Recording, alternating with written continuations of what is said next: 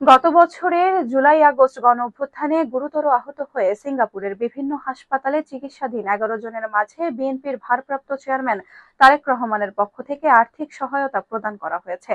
রোববার স্থানীয় সময় বিকেলে সিঙ্গাপুরের রেসকোর্স রোডের ব্যানানা লিফ রেস্টুরেন্টে এক অনুষ্ঠানে প্রধান অতিথি হিসেবে উপস্থিত থেকে এ অনুদান তুলে দেন জাতীয়তাবাদী যুবদলের সভাপতি আব্দুল মোনায়েম মুন্না। এতে প্রধান বক্তা হিসেবে উপস্থিত ছিলেন আশরাফ খান রবিন। অনুষ্ঠানে সভাপতিত্ব করেন শামসুর রহমান ফিলিপ।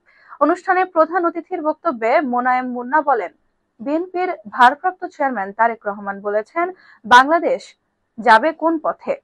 ফয়সালা হবে রাজপথে। রাজপথেই কিন্তু ফয়সালা হয়েছে। স্বৈরাচার শেখ হাসিনার পতন হয়েছে। বিএনপি কোনো আপোষ করেনি। বিএনপির ইতিহাসে কোনো আপোষ নেই। বিএনপির চেয়ারপারসন খালেদা জিয়াকে অন্যায়ভাবে জেলে রাখা হয়েছিল, কিন্তু তিনি কোনো আপোষ করেননি, কম্প্রোমাইজ করেননি। জিয়া পরিবার কখনো অন্যায়ের কাছে মাথা নত করেনি, মাথা নত করবে না। বিএনপি আপোষ করার কোনো ইতিহাস নেই। তিনি আরো বলেন, ভারতের আগরতলায় বাংলাদেশ হাই কমিশনে হামলা হলো। এর প্রতিবাদে আমরাই নেতৃত্ব দিয়ে লং মার্চ করেছি। বিএনপি তারেক রহমানের নেতৃত্বে তিস্তা পারের মানুষকে বাঁচানোর আন্দোলনে লাখো লাখো মানুষ সমাবেশ করছে। বিএনপি বাংলাদেশের মানুষের পক্ষের দল। তারেক রহমানের নেতৃত্বে বিএনপি পারবে বাংলাদেশের মানুষের সমস্যার সমাধান করতে।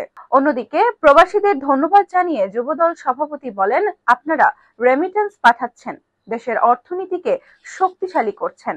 এজন্য তারেক রহমানের পক্ষ থেকে আপনাদের ধন্যবাদ জানাই। অনুষ্ঠানে বেসরকারি মেডিকেল কলেজের যুগ্ম সাধারণ সম্পাদক মোহাম্মদ আল মিরাজ সহ জুলাই বিপ্লবে আহত মিনহাজুল ইসলাম শুভ, মোহাম্মদ রমজান মহিউদ্দিন রাব্বি, মোহাম্মদ ইয়ামিন, মোহাম্মদ ইমরান হোসেন, সালমান বিন সুয়াইব, আক্তার হোসেন, জুবাইর হাসান জিহাদ, আব্দুল্লাহ আল বাকি এবং মোহাম্মদ ফয়েজ আলীর পরিবারের কাছে আর্থিক সহায়তা দেওয়া হয়। আহতদের মধ্যে সিংহভাগই চোখে গুলিবদ্ধ হয়েছেন।